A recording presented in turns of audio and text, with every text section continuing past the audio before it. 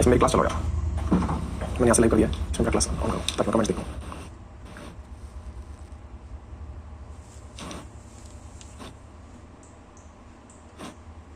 नमस्कार साथियों, स्वागत है आप सभी का।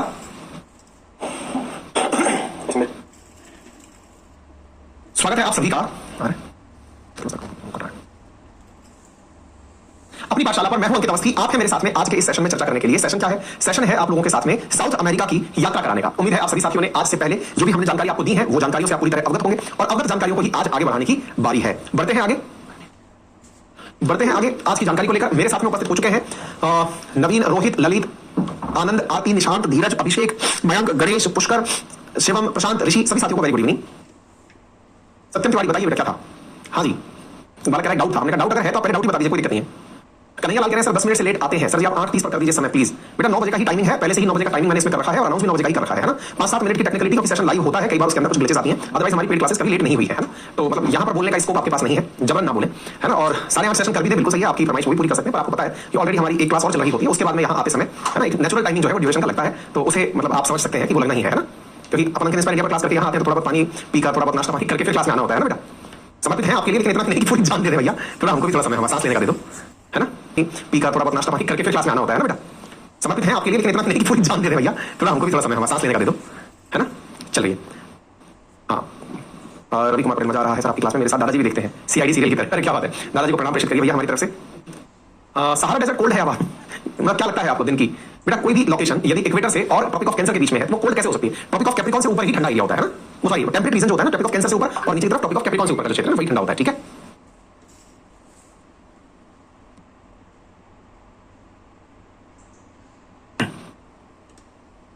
पुष्कर आप मेरा कमेंट क्यों नहीं पढ़ते? रितेश, इफ पॉसिबल सीएपीएफ के अंदर पेपर 2 के लिए ऐसे राइटिंग के लिए कोई कोर्स स्टार्ट कर दीजिए। बेटा एक काम करिए, मुझे एक्चुअली रियल में ये नहीं पता है कि आपके ऐसे राइटिंग में क्या आता है, क्योंकि मैंने सीएपीएफ ऑनेस्टली स्पीकिंग पेपर नहीं दिया है ना, मैं झूठ क्यों बताऊं आपको। लेकिन हाँ मैंने ऐसे राइटिंग खूब की है, क्योंकि हमारे ऐसे राइटिंग हमारी स्टेट सर्विस में भी आता है, यूपीएससी में भी आता है। तो अगर ऐसे राइटिंग ही एक कंटेंट है तो हम डेफिनेटली उसको डील कर सकते हैं, ठीक है। Naresh thank you so much. Telegram channel क्यों बंद कर दिया सर? पेड टेलीग्राम चैनल आशीष इसलिए बंद कर दिया क्योंकि बहुत सारे लोग उस पर अपनी मनमर्जी से कुछ भी कमेंट लिख रहे थे कि आज क्लास ही नहीं होगी, आज ये नहीं होगा, है ना। तो फेक न्यूज फैलाने के लिए अब हम उन सब चीजों को कैसे मैनेज करें, इसलिए जो तरीका है हमने आपके पास कंटेंट सारा साझा कर रखा है। हाँ जी, वंश पूछ रहे सर एसएससी से विदेश कैसे जा सकते हैं? बेटा एसएससी से जो सीजीएल का एग्जाम होता है उसमें विदेश सेवा का भी एक विकल्प होता है ना। तो जो भी एमएससीज होती है उसके अंदर भी तो स्टाफ लगता है ना। हर आदमी वहां पे जो काम करता है वो आईएफएस थोड़ी होता है, और भी तो स्टाफ होता है वहां पे जो मतलब ऑफिस संभालता है, ऑफिस के जितने भी मैनेजर्स होते हैं वो सब एसएससी जैसी सर्विसेज के थ्रू ही जाते हैं। चलिए, तो उम्मीद है कि आप सभी साथियों के मतलब कॉन्सेप्ट जो बातें हैं वो क्लियर हो गई हो, तो मैं सेशन के अंदर एंट्री कर सकता हूं, क्योंकि आज हम दक्षिण अमेरिका खत्म करके फिर ऑस्ट्रेलिया में एंट्री करेंगे। मैंने इसीलिए आपके कमेंट पढ़े हैं ताकि आपको ये लग रहा हो कि कोई सवाल आपके मन में कोई बहुत ज्यादा व्याकुलता पैदा कर रहा है और वो मैंने नहीं सुना है, तो आपको ऐसा ना लगे कि सर सुनते नहीं है, इसलिए मैंने ठहर के आपके सारे कमेंट पढ़ लिए हैं। अगर आपकी इजाजत हो तो हम क्लास शुरू करें, क्लास को आगे बढ़ाएं।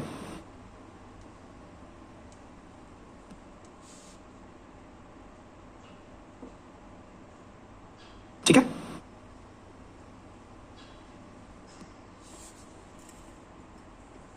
है यार, काफी लंबे समय से प्रस्तावित है, बना करके हम डालते हैं कि ऐप को कैसे ऑपरेट करें। हम YouTube के लिए भी डालना चाहते हैं, यहाँ के लिए भी डाल देंगे, ठीक है।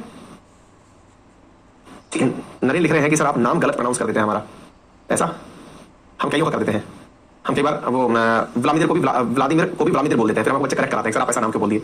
अगर इजाजत हो तो आप शुरुआत करते हैं भाई, है ना। बहुत देर होगी बातचीत करते हुए, 5-7 मिनट हमने बातचीत कर ली है, अब हम थोड़ा आगे बढ़ते हैं। चलिए सर, तो हम लोगों ने अभी तक दक्षिण अमेरिका की बातें की थी और दक्षिण अमेरिका के अंदर आप लोगों को जो बातें मैंने बताई थी इससे पहले तक मैं आपको ये प्लेट्यूज बता चुका था, गुएरा प्लेट्यू बता चुका था, ब्राजीलियन शील्ड बता चुका था और एंडीज पर्वतमाला, पैटागोनिया। अब तो मुझे ऐसा लगता है कि आप में से अधिकांश लोगों को जो भी इस समय दिख रहा है ये पूरी तरह से याद होगा, ये मैं आपसे अपेक्षा कर सकता हूं, ठीक है। अब छोटी मोटी चीजें जो बच गई, जैसे रिवर्स, छोटी मोटी क्यों कह रहे हो सर? हमने देखो यार एक कॉमन सी बात जान लो, रिवर में पानी कहां से आएगा? 2 तरीके हैं रिवर में पानी आने के, क्या या तो ग्लेशियर से पानी आएगा, नंबर 1, या फिर दूसरा तरीका क्या हो सकता है? बारिश से पानी आएगा। बस ये 2 ही तरीके हैं जिसमें नदी में पानी आ सकता है, इसके अलावा कोई थर्ड ऑप्शन नहीं है, ठीक है। जब पहले ऑप्शन की बात करते हैं ग्लेशियर से पानी, तो आप अगर इस पूरे क्षेत्र को ध्यान से देखें तो हम अभी तक ये समझ चुके हैं कि जो साउथ अमेरिका है ये इक्वेटर और ट्रॉपिक ऑफ कैप्रिकॉर्न इनके बीच में मेजॉरिटी इसका क्षेत्र है। अच्छा, इस तरफ भी ट्रॉपिक ऑफ कैंसर है ऊपर की तरफ, तो ट्रॉपिक ऑफ कैंसर से कैप्रिकॉर्न के बीच का जो माहौल है, आपने अगर हमारी वर्ल्ड ज्योग्राफी की बची हुई क्लासेस पढ़ी होंगी तो इसका लगभग 60% हिस्सा ऐसा है जो ट्रॉपिकल रीजन में आता है। ट्रॉपिकल बोले तो उष्णकटिबंधीय क्षेत्र में आता है। सर इसका क्या मतलब होता है भाई? उष्णकटिबंधीय का मतलब होता है कि यहां पर तापमान भी है और वर्षा भी है, गर्म तापमान के साथ साथ यहां पर बारिश भी होती है, जैसा इंडिया में अधिकांश क्षेत्र में होता है।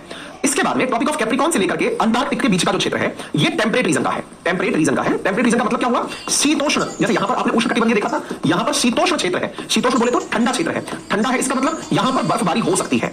अच्छा, तो अब एक बार के लिए हम ये समझ गए कि भाई अगर इस क्षेत्र में चिली से ऊपर अगर कोई भी नदी है, यहां इस क्षेत्र में अगर कोई नदी है तो उसमें पानी आने का जो मेजॉरिटी रीजन है वो बारिश ही होगा। अब आप में से कुछ लोग कह सकते हैं सर ग्लेशियर नहीं हो सकता क्या? हमने कहा हो सकता है, प्रोवाइडेड एंडीज पर्वतमाला पर क्या उपस्थित हो? ग्लेशियर स्थित हो, एंडीज पर्वतमाला जो कि 7 देशों से निकल रही है, निकलकर वेनेजुएला से नीचे तक जा रही है। अच्छा साहब, अब एंडीज पर्वतमाला का हमने अध्ययन ऑलरेडी कर रखा है, तो इस पर लेक टिटिकाका है जो सबसे ऊंची है, ठीक है। अब हमने एक चीज यहां पर समझने का प्रयास किया, क्या कि यहां पर अधिकांश क्षेत्र बारिश से ही प्रभावित है। बारिश में भी चूंकि यहां से इक्वेटर पास होती है, और इक्वेटर का एक फीचर आपने बहुत अच्छे से हमसे सीख रखा है, और वो क्या है कि इक्वेटर पर रोज शाम 4 बजे बारिश होती है। रोज शाम 4 बजे बारिश क्यों होती है, इसके पीछे का कारण जान लीजिए। इसके एक तरफ है अटलांटिक ओशन और एक तरफ है पैसिफिक ओशन। पैसिफिक ओशन और अटलांटिक ओशन से सूरज की किरणें पानी को भाप बनाकर उठाती हैं और वो इक्वेटर पर जाकर बरस जाती हैं। ये हमने नियम आपको हमारी जो मार्च में क्लासेस हुई थी उनमें वर्ल्ड ज्योग्राफी में पढ़ा रखी है, जो सबको विजिबल है, और आपने आज भी ज्वाइन किया तो आप उसे जाकर देख सकते हैं, ठीक है। अच्छा, बारिश यहां पर अत्यधिक हो रही है, तो स्वाभाविक है कि बारिश की वजह से इस प्रकार की जलधाराएं आपको बनती हुई दिखाई देंगी। आप देख सकते हैं कि आपको दिखाई दे रही हैं। इस वजह से आपको दिखेगा क्या कि ये पूरा बारिश का पानी निकलकर यूं जा रहा है। आपने ये जो टेढ़ी बाकी चीज जो जलधाराएं बनती हुई नदी के चिन्ह जो देखे हैं, इस पूरे क्षेत्र को अगर ध्यान से देखें तो ये पूरा क्षेत्र प्रभावित है इक्वेटर के क्षेत्र से। यहां पर बारिश की अधिकता है, इस वजह से बहुत सारी छोटी छोटी छोटी नदियां निकलकर अपना पानी अमेजन नदी को देती हैं। ऐसा क्षेत्र जहां पर से पानी नदी एकत्रित करती है, उस क्षेत्र को हम लोग बेसिन कहते हैं। बेसिन, सवाल बना सर बेसिन किसे कहते हैं? कई जगह आप लोग सवाल सुनते हैं ना, ये अमेजन रिवर बेसिन है, ये गंगा नदी बेसिन है, ये रिवर बेसिन है। नदी जहां से पानी एकत्रित करती है, यानी उसमें बहुत सारी नदियां आकर जिस क्षेत्र से मिलती हैं, वो पूरा कैचमेंट एरिया जहां से पानी एकत्रित होकर नदी में गिरता है, वो क्षेत्र बेसिन कहलाता है, ठीक है। तो ये हो गया साहब आपके लिए बेसिन का क्षेत्र, जहां से नदी जाकर के अमेजन में गिरती है। हमने अमेजन के अंदर पानी का बड़ा कारण समझ लिया। इसके अलावा जो और नदियां इस क्षेत्र में है, वो भी बारिश से ही पानी ले जाने वाली नदियां होंगी। जब पानी है तो फिर जंगल भी अच्छे से बने होंगे, और जब जंगल अच्छे से बने होंगे तो ऐसी स्थिति के अंदर यहां पर डेंस फॉरेस्ट पाए जाते हैं। यहां के डेंस फॉरेस्ट अमेजन के घने जंगल कहलाते हैं, जिन्हें दुनिया के फेफड़ों के नाम से जाना जाता है। कहते हैं दुनिया की जो कुल ऑक्सीजन प्रोड्यूस होती है, उसमें से सिग्निफिकेंट लगभग 1/4 हिस्सा तक इस अमेजन के जंगलों से पैदा होता है। हालांकि अब इसमें फिगर बदलते रहते हैं, 1/4 1/5 जो भी है, लेकिन अगर इन जंगलों से ऑक्सीजन प्रोड्यूस होती है तो ये दुनिया के लिए सबसे ज्यादा मायने रखने वाली जगह है। चूंकि आपने कुछ समय पूर्व यानी अपने कल के लेक्चर में ही इस क्षेत्र के अंदर प्लेट्यूज के बारे में भी जाना था, तो आपको पता चला था कि इसके उत्तर में गुइनिया प्लेट्यू स्थित है, तो इसके दक्षिण में ब्राजीलियन प्लेट्यू स्थित है। प्लेट्यू की स्थिति खनिज के लिए जरूरी होती है, और जिन क्षेत्रों में खनिज पाए जाते हैं वो क्षेत्र पूरी तरह से, जिनमें खनिज पाए जा रहे हैं उन क्षेत्रों में लोग यही चाहेंगे कि पौधों के नीचे उपस्थित माइंस को निकाल लिया जाए। यही कारण है कि इन क्षेत्रों में माइंस निकलने की खबरें सुनने में आती हैं। आपको याद होगा ब्राजील के जो पूर्व राष्ट्रपति थे, जिन्होंने सत्ता से जाने से पहले खूब जबरदस्त ट्रंप की तरह नाटक किए थे, जिनका नाम था जायर बोल्सोनारो, अगर आपको याद हो, तो बोल्सोनारो ने इसी प्रकार से ऐसा कार्य किया था। क्या किया था? बोल्सोनारो ने जंगल काट करके वहां से माइंस प्रोड्यूस करने के लिए आदेश दे दिए थे, जिस वजह से कई एनवायरमेंटलिस्टों द्वारा उनका विरोध किया गया था। उम्मीद है आप चीजों को याद कर रहे होंगे। ठीक है साथियों, आगे बढ़ते हैं। यहां पर आप एक चीज लिखी देख रहे हैं, दैट इज पंपास। जिस तरह से अब देखिए, दो प्रकार की चीजें समझिए। यहां पर ट्रॉपिक ऑफ कैप्रिकॉर्न से ऊपर की तरफ यह क्षेत्र कौन सा क्षेत्र कहलाया था? उष्णकटिबंधीय, यानी कि ट्रॉपिकल। ट्रॉपिकल क्षेत्र में अगर खेती होती है, कृषि होती है, तो उसे आप लोग ट्रॉपिकल क्षेत्र में हो रही है, तो यहां पर जो भी घास के मैदान पैदा होंगे उन्हें ट्रॉपिकल ग्रासलैंड कहा जाएगा, यानी उष्णकटिबंधीय क्षेत्र में पैदा हुए घास के मैदान। वहीं दूसरी ओर ट्रॉपिक ऑफ कैप्रिकॉर्न के बाद दक्षिण की तरफ जो घास के मैदान हैं, उनमें अगर कहीं घास के मैदान उपस्थित हैं, तो उन्हें पंपास के नाम से, यानी टेम्परेट रीजन के नाम से रिकॉग्नाइज किया जाता है। तो जिस तरह अमेरिका में घास के मैदान टेम्परेट रीजन में प्रेरीज के नाम से जाने गए थे, वैसे ही यहां पर पंपास के नाम से जाने जाते हैं। देखिए, मैं आपको एक बार रिलेट करके याद करा देता हूं। एक बार आप पूरा की पूरा दुनिया का मैप देख लीजिए ताकि आप इस बात को समझ पाए। ये वर्ल्ड का मैप देख रहे हैं आप, और अमेरिका में इसके ऊपर यहां पर जो घास के मैदान थे, अगर आपको याद हो, तो गल्फ ऑफ मैक्सिको से ऊपर यहां पर हमने अमेरिका के ग्रीन फील्ड बताए थे आपको, उन मैदानों को प्रेरीज मैदान कहा गया था। क्या कहा गया था? प्रेरीज। ऐसे ही अभी जो अर्जेंटीना में आप मैदान जानने जा रहे हैं, उन्हें नाम दिया जा रहा है पंपास। चूंकि ये क्षेत्र कहां स्थित है, तो आंसर है टेम्परेट रीजन में स्थित है। इसलिए प्रतियोगी परीक्षाओं में प्रश्न देते समय पूछा जाता है, निम्न में से कौन सा टेम्परेट रीजन ग्रासलैंड है, या फिर कौन सा शीतोष्ण ग्रासलैंड है, यानी टेम्परेट रीजन का ग्रासलैंड कौन सा है। इस तरह से परीक्षा में प्रश्न पूछे जाते हैं। अब एक बालक है मैवरिक्स, जो लिख रहे हैं कि सर आवाज नहीं आ रही है। भाई खूब अच्छे से आ रही है, कान की डैपी साफ कर लो, कान में कचरा आ गया हो तो यूं कर लो, नहीं तो जोर जोर से हिला लो। बढ़िया आवाज आ रही है बेटा। ओहो,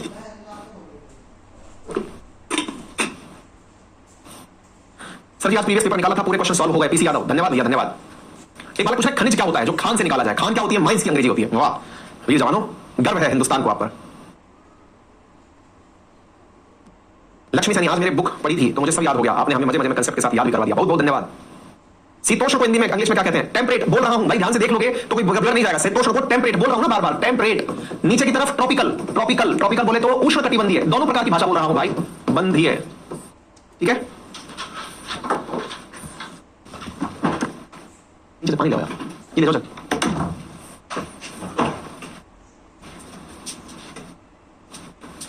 आगे बढ़े। हाँ, लैपटॉप का एक ऐप भी उपलब्ध करा देंगे। आगे चलें। अगर मतलब पढ़ाई से रिलेटेड कोई डाउट नहीं है, डाउट है सुविधाओं से रिलेटेड। धन्य है आप सब। आइए साहब, तो हमने यहां तक पढ़ लिया। हमने आपको वहां पर एक अर्जेंटीना जो था, अर्जेंटीना के अंदर घास का मैदान दिखा दिया, और उस घास के मैदान का नाम भी हमने आपको बता दिया, दैट इज पंपास। उम्मीद है आप इस प्रकार से इसे याद कर लेंगे, ठीक है।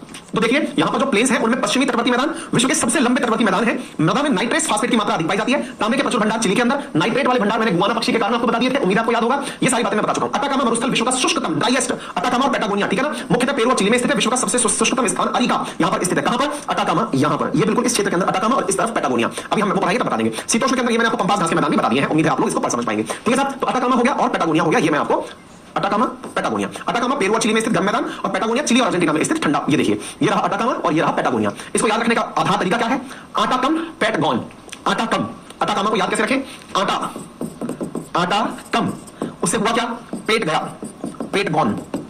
जब आटा ही नहीं होगा तो पेट तो चला जाएगा, तो आटा कम पैट गॉन। ठीक है, उम्मीद है आप इस चीज को अच्छे से ध्यान रख पाए। ठीक है साहब, चलिए आगे बढ़ते हैं साथियों। अब रिवर्स के साथ साथ यहां पर मैं एक चीज और आपके लिए देखना चाह रहा हूं, टीम ने डाली है कि नहीं डाली है।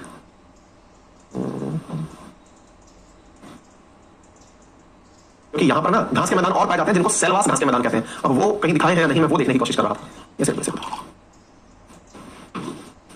क्योंकि वो भी हमने ग्रासलैंड्स में हाईलैंड्स, पंपाज, ग्रांड चाको आपको विजिबल हो जाए शायद, और मैं आपको आपके मैप को यूज करने की कहूंगा। एक मिनट रुकिए, और एक मैप देख लेते हैं, बाई चांस उसके अंदर दिख जाए, नहीं तो फिर मैं आपके हाथ में जो मैप है ना उसको यूज करने के लिए कहूंगा। आज क्या दोनों तरफ की जो डाड़े हैं ना मसूड़े दर्द कर रहे हैं बुरी तरह से। कोई नहीं, इसमें नहीं देखा है, सेलवास भी इसमें नहीं है। ग्रांड चाको और सेलवास दो, ये पंपास दिखाई दे रहा है, ये दिखाई दे रहा है, इस कंटेंट में नहीं है। मैं एक काम करता हूं, अगर आप इजाजत दें तो मैं एक काम के लिए आपको हल्का सा मैप दिखा देता हूं। आप अपने जो मैप की किताब आपने खरीद रखी है ना उसमें उठा करके देख लीजिएगा, ठीक है ना। मैं एक बार के लिए ग्रासलैंड्स आपको दिखा दे रहा हूं और उन ग्रासलैंड्स को आप रिलेट करके फिर याद कर पाएंगे।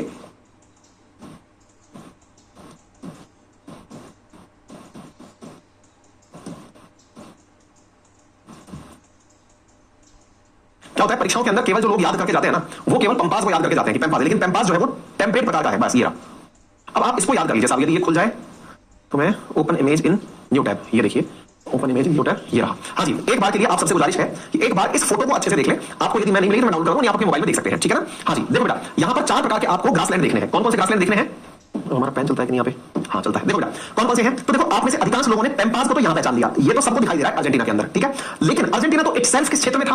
अर्जेंटीना टेम्परेट रीजन में था। इससे ऊपर की तरफ एक घास का मैदान और है जिसे ग्रांड चाको कहा जाता है। ग्रांड चाको घास का मैदान। अच्छा, इसके अलावा जो ब्राजील के साथ एंडीज का लगा हुआ क्षेत्र है उसमें सेलवास घास का मैदान पाया जाता है। कौन सा घास का मैदान? सेलवास, ठीक है। इसके अलावा और वेनेजुएला के पास अगर आप पहुंचते हैं तो यहां पे लानोस नाम से घास का मैदान पाया जाता है। तो इस तरह से आप समझिए कि अकेले साउथ अमेरिका में 4 प्रकार के घास के मैदान पाए जा रहे हैं। होता क्या है, परीक्षाओं में जब पूछा जाता है तो अधिकांश विद्यार्थी सोचते हैं कि आंसर केवल पंपास होगा। असल में पंपास जो घास का मैदान है वो टेम्परेट घास का मैदान है। टेम्परेट बोले तो शीतोष्ण बोले तो ठंडा, जहां पर ठंड पड़ती हो वैसा घास का मैदान है। घास के मैदान का मतलब क्या हुआ? यहां पर वे पौधे पनपते हैं जिनके तने मजबूत नहीं होते, स्टेम मजबूत नहीं होता, तो इसलिए कृषि में कार्य में लिया जाता है इन्हें, है ना। तो अच्छा, और एक चीज मैं आपको बताता हूं, जो गेहूं की फसल है, अगर आप गेहूं की फसल को जाने तो गेहूं जो फसल है ना वो टेक्निकली कैसी फसल है? वो भी टेम्परेट रीजन की फसल है। टेम्परेट रीजन की फसल है। क्यों? क्योंकि उसके लिए जो टेम्परेचर क्षेत्र चाहिए होता है वो टेम्परेचर क्षेत्र 15 से, आदर्श तापमान है उसका 5 से लेकर के 20 डिग्री सेंटीग्रेड या 25 डिग्री सेंटीग्रेड के बीच का, यह उसका उपयुक्त तापमान होता है जिस पर कि गेहूं पैदा होता है। इसका प्रमाण क्या है? इसका प्रमाण यह है कि भारत में जो 2 प्रकार की फसलें पैदा होती हैं उनमें से एक फसल का नाम होता है रबी की फसल और एक का नाम होता है खरीफ की फसल। हालांकि हमारे यहाँ एक प्रकार की फसल और होती है जिसे जायद की फसल कहते हैं।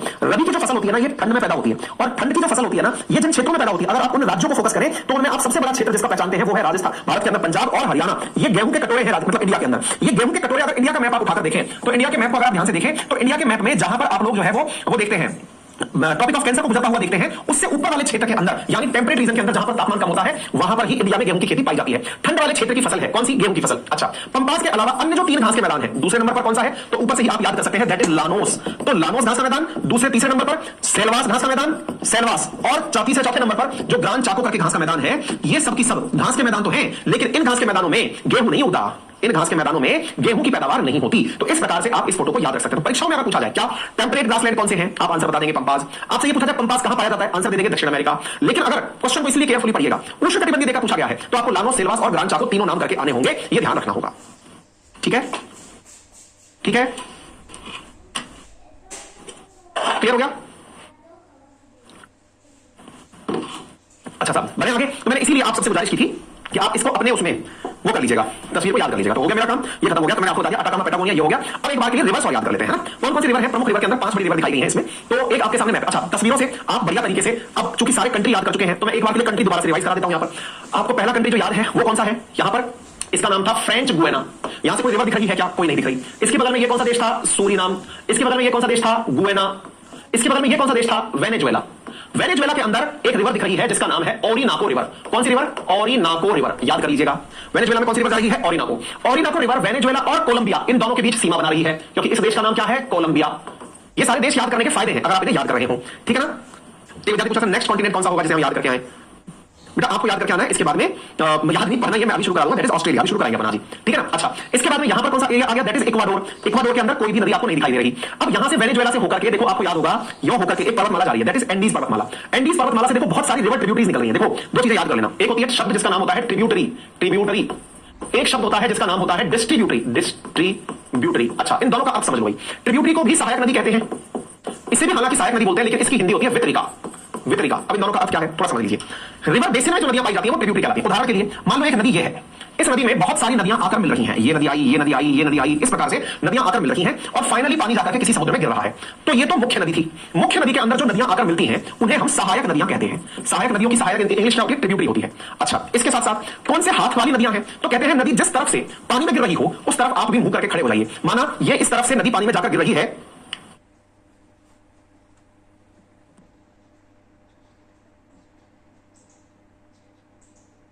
ठीक है, ये जिस तरफ से जाकर के नदी में गिर रही है, अगर आप नदी में नाव चला के जा रहे हैं तो आपका ये जो लेफ्ट हैंड साइड है, ये आपके लेफ्ट हैंड साइड में ये वाली नदियां सहायक नदियां हैं। ऐसे ही ये राइट हैंड साइड है, तो ये राइट हैंड साइड की सहायक नदियां हैं। अर्थात अगर मैं आपको यहां पर ए और बी लिख दूं, यहां सी और डी लिख दूं, तो लेफ्ट हैंड की सहायक नदियां ए एंड बी है और राइट हैंड की सहायक नदियां सी और डी है। अगर आप शब्द का अर्थ समझ रहे हो तो ये बेहतर है। अब सवाल बनता है फिर डिस्ट्रीब्यूटरी क्या होती है। देखो अब क्या है, ये कोई मुख्य नदी है, इसको जाकर समुद्र में गिरना था, समुद्र में गिरना था, तो समुद्र में गिरने पर ये नदी जब जाकर समुद्र में गिर रही है तो जाते समय इसने कई और शाखाएं बना ली। समुद्र में गिरते समय ये कई भागों में बटकर गिरने चली गई। तो ये जो गिरकर चली गई ना, यहां से जाकर के पानी में गिरते समय जाते मतलब आपको मुख्य रूप से रही थी, लेकिन अब इसमें पानी लेकर आने वाली नदियां नहीं है, इसके पानी को समुद्र में डालने के लिए सहायक नदियां वितरिका के रूप में बन गई हैं, वो डिस्ट्रीब्यूटरी कहलाती है। जैसे हमारी गंगा के अंदर हुगली नदी जो है वो वितरिका है। हुगली नदी जिस पर आज मॉर्निंग में मैंने आपको बताया था कि उसके अंदर रिवर के नीचे से मेट्रो का टनल बन रहा है, दैट हुगली नदी is a distributary not tributary. क्या आपको ये बात समझ में आ रही है? अगर कंसेप्ट समझ में आ रहा है तो हम सब करना, हालांकि इन सब बातों को बताते समय अच्छा गंगा के लिए यमुना हो या फिर और कोई सहायक नदी हो, वो सब नदियां कौन सी हैं, उसकी सहायक नदियां हैं, ट्रिब्यूटरी हैं।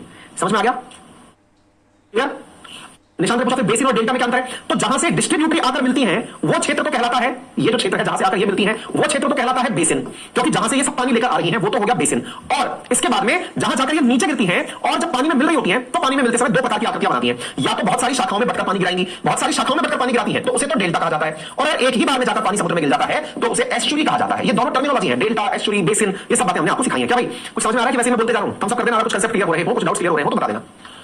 हाँ भाई, एक बालक है जो कि किसी बालिका को अपनी हाय दे रहा है और देर से मैं उसे देख रहा हूं, आप लोग भी उसे हाय दे दो, नहीं तो मैं, हाँ शिवम शर्मा नाम है इसका, अगर आप चाहें तो मैं इसको हाय दे दूं, क्योंकि इसके फोन नंबर वगैरह सब है मेरे पास। अब तो एप्लीकेशन हमारा है ना, एड्रेस भी है, फोन नंबर भी है और फोन नंबर ट्रैक करने की विद्या भी हमारे पास, और हो सकता है इसके अब्बू जान को हम कॉल करके कहते कि लल्ला को संभाल लो, ये हाय दे रहा था, इसलिए प्यार से समझा रहे हैं शिवम शर्मा, सुधर जाओ बेटा, नहीं तो ना घुस करके इसमें कैमरे में से घुस करके तुम्हारे चमाट लगाएंगे, ठीक है?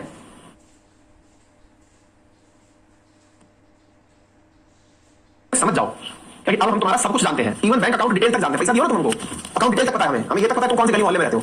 ये चुपचाप पढ़ने के लिए आए हो, पढ़ाई कर लो, नहीं तो जो कहते हैं ना कैमरे में घुस करके चमाट लगाएंगे तो समझ में नहीं आएगा, अभी पिटाई खाओगे, ठीक है? हाँ जी, तो आपको ये समझ में आया कि यहां पर हमने क्या दिखाया, ये जो इतनी सारी छोटी छोटी छोटी छोटी नदियां आपको दिखाई दे रही हैं, ये सब क्या है, ये ट्रिब्यूटरी है, ठीक है? अच्छा, ट्रिब्यूटरी के अंदर आपको ये अमेजन के पीछे इतना सारा मकर जाल दिखाई दे रहा है, इससे आपको क्या समझ में आ गया भाई, इसके अंदर कोलंबिया से भी नदी आ रही है, भाई आपको यहां पर दिखाई देगा कि पेरू से भी नदी आ रही है, भाई आपको क्या दिखाई देगा, बोलीविया से भी नदी आ रही है, बोलीविया, पेरू, कोलंबिया, इन सब देशों से नदी आकर के अमेजन में मिलती है, लेकिन फिर भी अमेजन कहां की प्रमुख नदी कहलाती है, तो ब्राजील की प्रमुख नदी कहलाती है। उम्मीद है आप लोग याद रख लेंगे। तो कौन सी नदियां हमने याद कर ली, नंबर 1 पर अमेजन रिवर याद कर ली, यहां पर जो हमको नदी दिखाई दी वो कौन सी थी, ओरिनाको थी, वो आपको ध्यान हो गई। अब चलते हैं साहब आगे की तरफ, इधर चलो जी, अब आगे निकले तो 2 नंबर पर आपको रिवर दिखाई दे रही है, कहां से, ब्राजील से शुरू हुई रिवर दिखाई दे रही है जो कि बोलीविया के बॉर्डर पर क्रॉस होते हुए, फिर देखो पहले तो ब्राजील और बोलीविया का बॉर्डर बना रही है, कौन सी नदी है ये नंबर 2 की नदी है जिसका नाम है पराना रिवर। कौन सी है, पराना रिवर। अब ये नंबर 2 पर जब जा रही है तो जाकर के फिर जब थोड़ा आगे चलती है तो इसको नया देश मिल जाता है, उस देश का नाम क्या है, पराग्वे। ये कौन सा देश है, पराग्वे।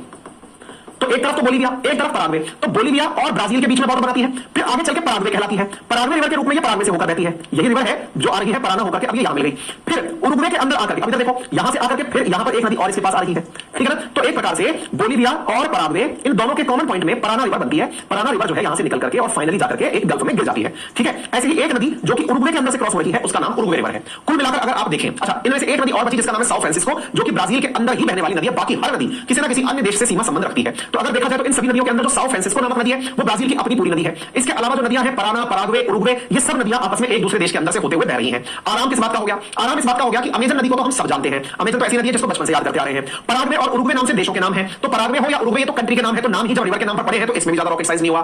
बचा ले देखा कि एक नाम था पराना और एक का नाम था ओरिनाको और Sao Francisco. Sao Francisco Brazil में होकर बहने वाली रिवर है, बाकी जो ओरिनाको रिवर है वो वेनेजुएला की रिवर हो गई, और पराना रिवर जो है वो हमने आपको बता दिया। तो मेरे हिसाब से यहां पर पूरी तरह से आप लोगों को ये जानकारी पता चली होगी, ठीक है ना? तो बोलीविया, अच्छा ये जो पराग्वे और पराना रिवर के बारे में हमने बात की है, इसके बारे में थोड़ी सी जानकारी और जान लीजिए। क्या जानकारी है? असल में ये नदियां मिलकर के प्लाटा रिवर के नाम से जानी जाती है। क्या है कहानी? देखो मैं आपको थोड़ी सी जानकारी और देता हूं। देखो क्या है, पराना नदी की प्रमुख सहायक नदी पराग्वे है, ठीक है। पराना, पराग्वे और उरुग्वे नदियां संयुक्त रूप से मिलकर प्लाटा नदियां कहलाती हैं। प्लाटा नदियां, इनके क्षेत्र में जो घास के मैदान पाए जाते हैं उन्हीं को ग्रांड चाको कहा जाता है। तो मैंने अभी आपको जो ग्रासलैंड्स पढ़ाए थे ना, पंपास पढ़ाया था, सेल्वास पढ़ाया था, लानोस पढ़ाया था, और ये जो घास के मैदान हमने ग्रांड चाको डिस्कस किया था। तो ग्रांड चाको जो है असल में क्या है कि दांत में जो दर्द हो रहा है उसकी वजह से अब सर में दर्द हो रहा है, क्योंकि वो पेन करके ऊपर तक सर दुखा रही है। शायद आप उस दर्द को कभी एहसास किए हो, दांतों में दर्द जो है ऊपर सर दुखाता है। हाँ जी, तो हो क्या रहा है कि इन क्षेत्रों की नदियों के बीच का जो घास का मैदान है, उस घास के मैदान का नाम ग्रांड चाको है, ठीक है ना। तो आप इस चीज को याद कर सकते हैं। अच्छा, दूसरी बात, पराग्वे ब्राजील सीमा क्षेत्र पर इटाइपू नामक बांध बनाती है। यह विश्व का दूसरे सबसे बड़ा जल विद्युत उत्पादन करने वाला बांध है, ठीक है। ये जानकारी मैंने आपको दी थी। कोलोराडो, ये सब मैंने आपको बता दिया, बाकी सारी बातें मैंने आपको बता दी। हाँ जी, ओरिनाको जो रिवर वेनेजुएला वाली थी, उस पर एंजल जलप्रपात पाया जाता है, जो कि विश्व का सबसे ऊंचा वाटरफॉल है। कौन सी रिवर पर पाया जाता है? ओरिनाको रिवर पर पाया जाता है, ठीक है। ये रिवर हो गई 6 की 6। उम्मीद है आप सब लोग इसको रिकॉग्नाइज कर लेंगे। बात करते हैं लेक की। मराकाइबो लेक मैं बता चुका हूं, वेनेजुएला वाली। लेक टिटिकाका सबसे ऊपर जो मतलब पेरू और बोलिविया के बॉर्डर पर है, ऊंची, सर्वाधिक ऊंची ऊंचाई पर स्थित नेविगेबल है ना, नौकायान वाली लेक है टिटिकाका। इसके बारे में भी मैंने आप लोगों को बता दिया है, ठीक है ना। उम्मीद है आप लोगों को ये जानकारी समझ में आ रही हो। मैंने लेक टिटिकाका जिस दिन पहली बार मैप डिस्कस किया था उस दिन बता दिया था, और उसके अलावा मराकाइबो भी मैंने आपको पूरी तरह से बता दिया। अब आती है बात इंडस्ट्रियल क्षेत्र की। एक बार मुझे यहां तक बता दीजिए, रिवर्स याद हो गई आप सबको। रिवर्स के साथ साथ हमने लेक्स बता दिया आप लोगों को, घास के मैदान बता दिए, ठीक है। अब इनमें कौन से क्षेत्र के अंदर, ये एक इंपॉर्टेंट काम है जो आप लोग करेंगे, और इस काम को मैं पढ़ के भी सुना दूं तो कोई मतलब नहीं है, इसलिए आपसे गुजारिश है कि आप इसे खुद से रीडिंग लगाएंगे। ये जरूर रीडिंग इसलिए लगाइएगा क्योंकि इन क्षेत्रों से भी क्वेश्चन पूछे जाते हैं। कौन सा क्षेत्र किस चीज के लिए जाना जाता है, ठीक है ना। यहां पर कुछ मैप दिखाएं, मैप आपको याद नहीं है, हमने आपको कुछ एरिया बता दिया कि कौन से क्षेत्र में तेल पाया जाता है, कौन से में शुगर पाया जाता है। जैसे मैंने आपसे कहा था कि इन दिनों चीनी का नया कटोरा ब्राजील कहलाता है, ठीक है ना। निर्यात के लिए ब्यूनस आयर्स जाना जाता है। ये सब चीजें आप लोग याद करके खुद से याद करेंगे। ज्योग्राफिकल फैक्ट्स जितने भी हैं वो मैंने आप लोगों को बता दिया, तो ऐसा कुछ इसमें बचा नहीं है, ठीक है ना। डन, मैक्सिमम बातें मैं आपको इसके अंदर कवर करा चुका हूं, ठीक है। रीडिंग वाला पार्ट है, रीडिंग वाला पार्ट आप खुद से अब आगे रीडिंग लगाएंगे और पढ़ेंगे। अगर आपको दक्षिण अमेरिका में अभी भी कोई डाउट है तो आप मुझे बता सकते हैं। जो पार्ट आपका रीडिंग वाला है वो रीडिंग वाला पार्ट मैंने आपको छोड़ दिया है, बाकी सारा पार्ट मैंने कवर करा दिया है। अगर आपको कहीं भी कोई दिक्कत हो तो मुझे कृपया करके कमेंट बॉक्स में बता दें। वेनेजुएला में कोई कंपनी क्यों नहीं आती? बड़ा कारण बेटा वेनेजुएला के अंदर, क्योंकि वहां की जो सरकार है ना वो स्थिर नहीं है। रोहित पटेल, वो तो मैंने बताई दी ना बेटा, जहां गिर रही है समुद्र में गिर रही है, एक तरफ गिरेंगे तो पैसिफिक ओशन, एक तरफ अटलांटिक ओशन है, क्या दिक्कत है? हाँ जी, अब सर नेक्स्ट कल पढ़ा दीजिएगा, रेस्ट कर लीजिए। अरे कुछ नहीं, थोड़ा सा शुरू कर दें। एक्चुअली क्या है, मैं प्यार में अभिभूत होकर रुक जाऊंगा तो ये चीजें रुक जाएंगी, ठीक है। पेन वो ध्यान बढ़ जाता है, तो कभी कभार एकदम तेजी से दर्द होता है, एकदम फिर ठीक हो जाता है, कोई दिक्कत नहीं है, ठीक है। चले, अन्य पूछिए sir your course is sufficient for UPSC? No, not at all. ऐसा कहकर के मैं अपने आपके साथ और आपके साथ झूठ बोलूंगा। It is sufficient for UPSC foundation. UPSC foundation means आपको ये तो आना ही चाहिए, क्योंकि यूपीएससी के लिए आपको और भी बहुत कुछ पढ़ना होता है। केवल इतने से यूपीएससी कोई भी स्टेट पीसीएस नहीं निकल जाता। 4 सब्जेक्ट ही है ये यूपीएससी में, आपको कम से कम 10 सब्जेक्ट, 10 से 12 सब्जेक्ट पढ़ने पड़ेंगे बेटा, ठीक है। चलो sir, now you can have some rest, we will start straight tomorrow. Abhishek, thank you so much for your love and support, but please एक बार इसको शुरू करते हैं, अदरवाइज फिर छूट जाएंगी चीजें। आओ आइए, आप सबको हमने अभी तक जो कॉन्टिनेंट बताए हैं उनमें नॉर्थ अमेरिका हो चुका है, साउथ अमेरिका हो चुका है, एंड अब हम ऑस्ट्रेलिया पर एंट्री कर रहे हैं। देखो भाई, थोड़ा सा इसको ऐसे समझना, हमारे 7 कॉन्टिनेंट हैं, हम तीसरे कॉन्टिनेंट पर हैं। हम जब कॉन्टिनेंट वाइज चलते चलेंगे ना, एशिया पर जब एंट्री करेंगे, एशिया में घूमते घूमते जब हम इंडिया पर आएंगे, एशिया में भी जब इंडिया पर आएंगे, उस दिन हम इंडियन ज्योग्राफी शुरू कर देंगे।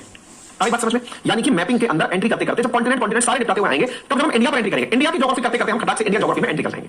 ये हमारा पढ़ाने का पैटर्न होने वाला है, ठीक है। तो उम्मीद है आप सभी साथी इस बात से सहमत होंगे कि हम किस क्रम में चलने वाले हैं। अच्छा, अभी हम ऑस्ट्रेलिया की यात्रा पर हैं। आइए एक बार के लिए पूरा मैप देखते हैं, दुनिया के मैप को देखकर के अब हम थोड़ा समझने का प्रयास करते हैं। अब तक मेरे तमाम साथी जो कि पुराने छात्र भी बन चुके हैं, अब तक आपको ये देखने में समझ में आ गया होगा कौन सा कॉन्टिनेंट धरती के किस कोने पर है। इसके जवाब को आप दे सकते हैं, जरा जल्दी से बताइए। दुनिया में ऑस्ट्रेलिया कौन से कोने में पड़ा हुआ है? अगर आपसे पूछा जाए क्या व्याख्या करेंगे इसकी, कहां है ये, क्या कहेंगे आप?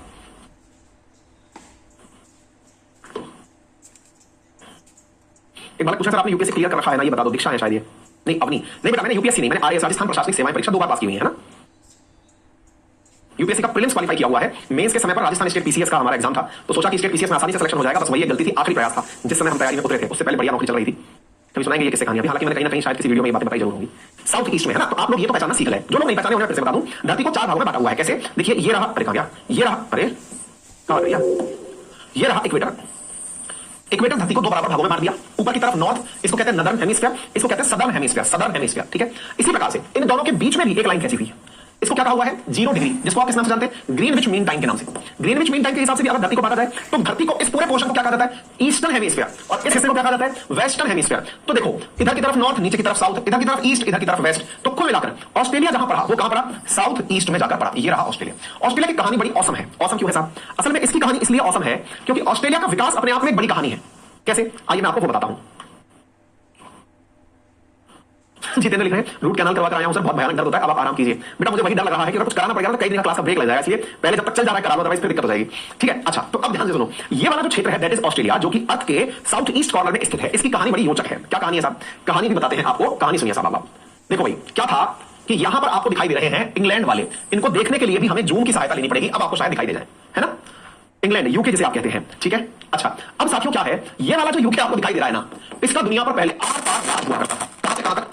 जमीन से लेकर आसमान तक, यहां से लेकर यहां तक, जहां देखो वहां यूके की सरकार, ऊपर देखो नीचे देखो वहां यूके वालों का कब्जा, ठीक है साहब। अच्छा, अब क्या हुआ, जैसे आपने कई बार सुना होगा इंडिया की सेल्यूलर जेल के बारे में,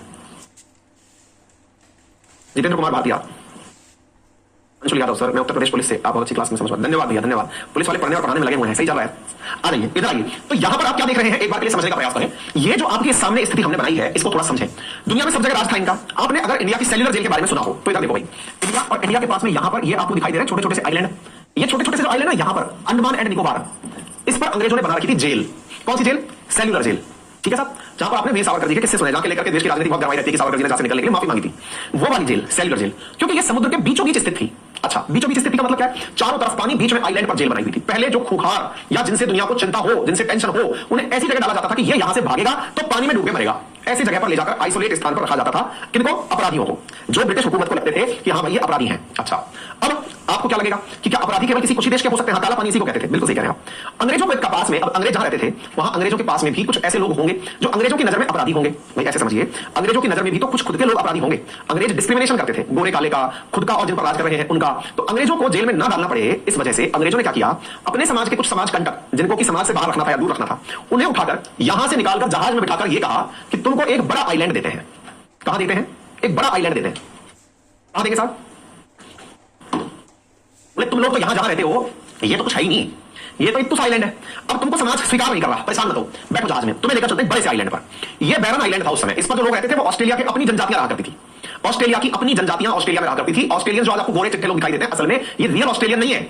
ऑस्ट्रेलिया के तो जो असली लोग हैं वो बिल्कुल इंडीज हैं। इंडीज मतलब इंडियंस हैं। इंडियंस का मतलब ये नहीं होता हम भारतीयों को इंडियन समझते हैं, लेकिन असल मायने में जो इंडियन शब्द है वो इंडिजीनियस को कहा गया है, जो वहां के देशज हैं, जो उसी क्षेत्र के रहने वाले हैं। ठीक है, उठाकर के साथ ऑस्ट्रेलिया ले आए, सारे समाज कंटक थे, इधर उधर से लेकर भगा के लाए थे, चलो मारो।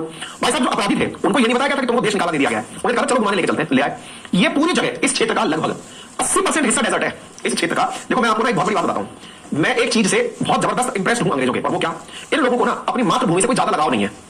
एक मैं हूं, मुझे ये लगता है कि मेरा जो गांव है जहां मैं रहता हूं, बस यहां से दूर ना जाऊं, बस यहीं पर रहना हो, यदि द्वेष बदलना पड़े तो इंडिया से दूर ना जाऊं। मतलब मन में मानसिकता ऐसी कि मैं अपने क्षेत्र के प्रति बहुत ज्यादा लगाव रखता हूं। इनके साथ ये है कि ये जहां जाते हैं वहीं जाके बस जाते हैं। आप देखो, यही वो लोग थे जो जाकर अमेरिका में बसे। अमेरिका के नेटिव अमेरिकन जो आज आपको दिखते हैं ना, वो सारे के सारे अंग्रेज हैं। यही लोग यहां से निकल करके अफ्रीका में बसे। साउथ अफ्रीका की जो गोरी टीम आपको दिखाई देती है वो अंग्रेज ही हैं। यही लोग निकल करके ऑस्ट्रेलिया में बसे। मतलब ये मूल रूप से सारे काका बाबाओं के बेटे हैं। हमारे देश में क्या होता है, और जंगल में मोर नाचा किसने देखा, अरे तू दूर जाके पढ़ने चला गया, कौन जानेगा तूने क्या किया था, यही रहे। ठीक है, हाँ जी, बालेश यादव सर जी, मैं बेसिक टीचर हूं सर, आप बहुत अच्छा पढ़ाते हैं भैया, टीचर के द्वारा टीचर की तारीफ हो रही है, मैं बात हूं, बहुत बहुत धन्यवाद। हाँ जी, तो भाई साहब ये सब के सब रिश्तेदार आप ऐसे समझो, आज जहां पर भी इधर ब्रिटिशर्स के अलावा आप गोरी चमड़ी के लोग देखते हो, वो सब इधर से उधर ट्रांसफर हो गए हैं। साउथ अफ्रीका की टीम में जो गोरे आप देखते हैं वो अंग्रेजी हैं। असल मायने में इनके यहां पर जो आप अश्वेत लोग देखते हैं ना, वो नेटिव लोग हैं अमेरिका के, उनको हटाकर गोरों ने शासन किया। ऐसे ही इनके यहां पर भी नेटिव लोग जो लोग हैं यहाँ के लोकल, वो अश्वेत हैं, उनको हटाकर अंग्रेजों ने शासन किया।